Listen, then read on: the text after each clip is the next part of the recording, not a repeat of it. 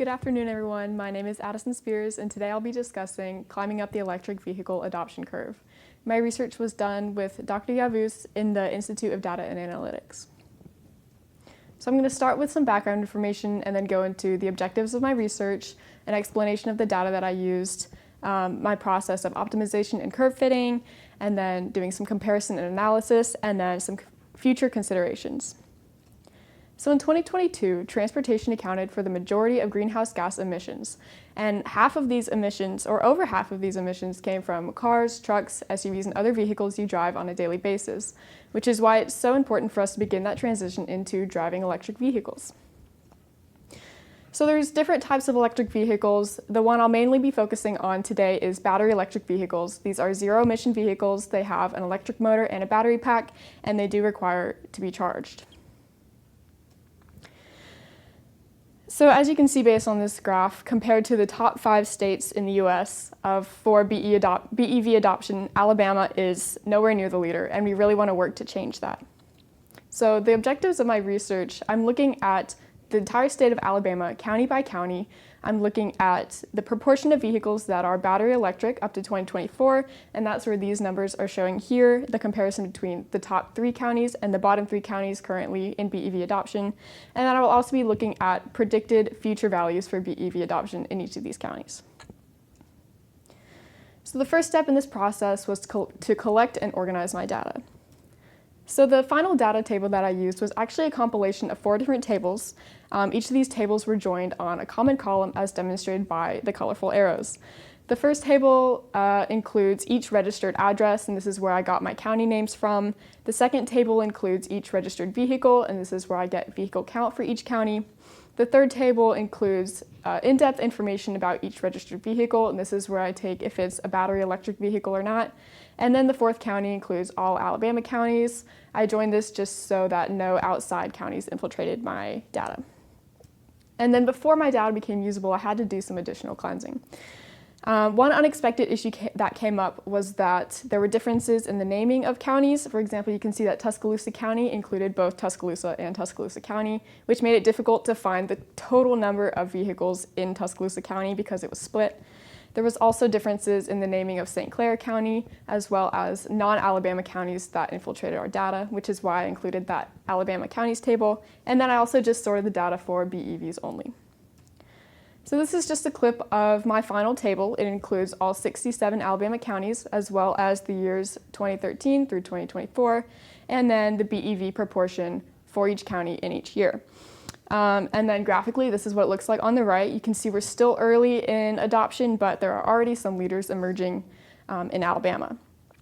The leading county is Madison County, and then not far behind is Shelby County. And then as you can see, Lamar County is trailing in last place in BEV adoption.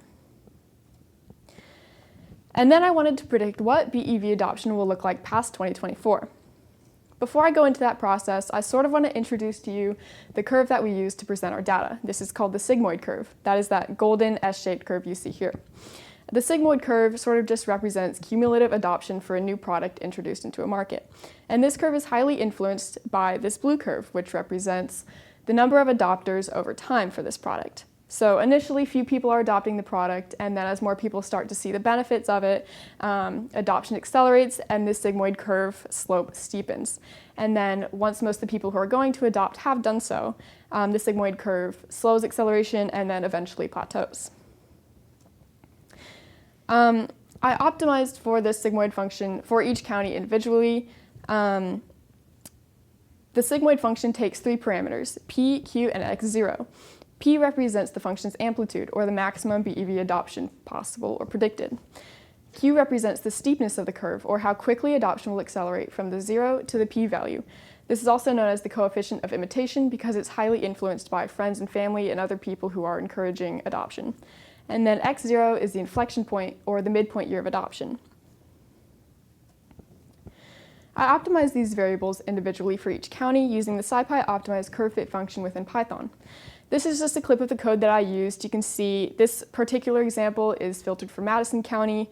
It looks at the registration year and BEV proportion columns. And then on the bottom, you can see the output values for Madison County specifically. When you plug these specific outputted values into the sigmoid function, we can see future predicted values.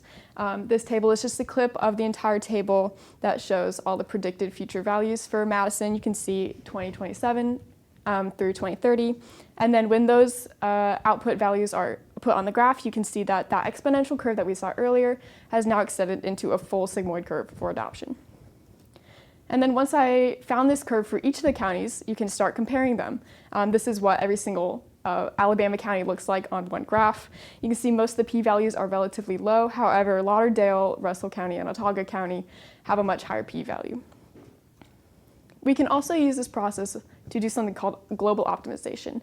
Instead of finding each county individually, this looks at every single data point for all of the counties to sort of create a curve that represents the entire state of Alabama. And then finally, we looked at how far behind Madison each county was. I did this in two different ways. The first way is looking at each of the individual county curves, and then at what point those county curves reach 0.8%. 0.8% is the BEV percentage that Madison is at now. As you can see, I graphed Madison and Autauga County to compare. Autauga County reaches 0.8%. 1.8 years after Madison does, so that is the lag value in years. However, this method does have a disadvantage. Many of the counties are not predicted to reach 0.8%, so many have lag values of null, which makes it difficult to compare them all to Madison. This just shows the trends of those lags over the last 4 years. So most of them are relatively steady, which means they remain a relatively consistent distance from Madison from 2021 to 2024, which would be expected. The second method, again, uses global optimization. Except for this time, we're using Madison as a reference point, meaning essentially it's just Madison's curve, so Madison will have a lag of 0 years. Then once we calculate the lags for each of the counties, we can shift the individual curve for each county by its lag years, which is this graph on the right. This method makes it a lot easier to compare each of the counties because when the curves are not so individualized, obviously it's a lot clearer to see who is behind and who is close to Madison. And then it also allows each county to have a lag value instead of just null, as the last method did not allow. And then again, the trends for these lags over the past 4 years have been relatively consistent, except for a few outlying counties. I believe Perry is the highest, but then they do level out more recently in 2024. And then past this research, I'd love to look into future adoption predictions of other types of EVs, such as hybrid and plug-in EVs. I want to look at if people feel inconvenienced by charging station locations, and that's why they're not adopting. You want to look at if supply and demand provide for optimal adoption, if being close to a high adoption county influences neighboring counties, why trailing counties are trailing and why leading counties are leading. And we also have gotten access to national data for every single state, so we can look at adoption rates in other states as compared to Alabama. Thank you, and are there any questions? I have a multi-part question. So the first is you focused at the granularity of the county level. My first question is, does you have the ability to go to the zip code level? And if so, I have a hunch, I think it's obvious that there's a correlation between adoption of EVs and maybe socioeconomic status somehow that you could correlate to the zip code. That's like the first part of the question. The second is the incentive, the tax incentive just ended, right? Mm-hmm. So I'm wondering, if you were to correlate that socioeconomic and the adoption level, how do you see like that graph? I think on slide 17. How do you see that changing in the it's a big gap in some of those areas, and those are probably like the socioeconomic and things you're seeing as well. So what do you expect this new tax cessation to have as an effect? Yeah. Well, I definitely think tax incentives have a huge influence on adoption and things like that. I definitely have seen a trend in leading counties. On average, they have a higher average income for that county as compared to other counties that are trailing in EV adoption. And I think removing tax incentives would definitely decrease adoption rates But that absolutely is something that I could look into. And we do have zip code data for each of the areas in Alabama, so that would be very easy for me to analyze as well. Are there any particular correlations between high adoption rates and demographics, geographic, or economic factors? Yeah. So like I said, higher income counties typically have higher adoption rates. Something else I also noticed in counties that are leading in 2024, there's more people with bachelor's and master's degrees, specifically in science and engineering fields, so maybe that relates to higher paying jobs, or just represents like an interest in science or higher knowledge of the environmental situation and how EVs affect that. And then also a lot of the trailing counties are in rural areas, so many people may have less access to, say, charging stations, or they may have to drive further distances that they would rather have the ability to rely on gasoline and things like that. What are the differences between using the global optimization versus individual optimization? Are there any benefits to one or the other? Yeah.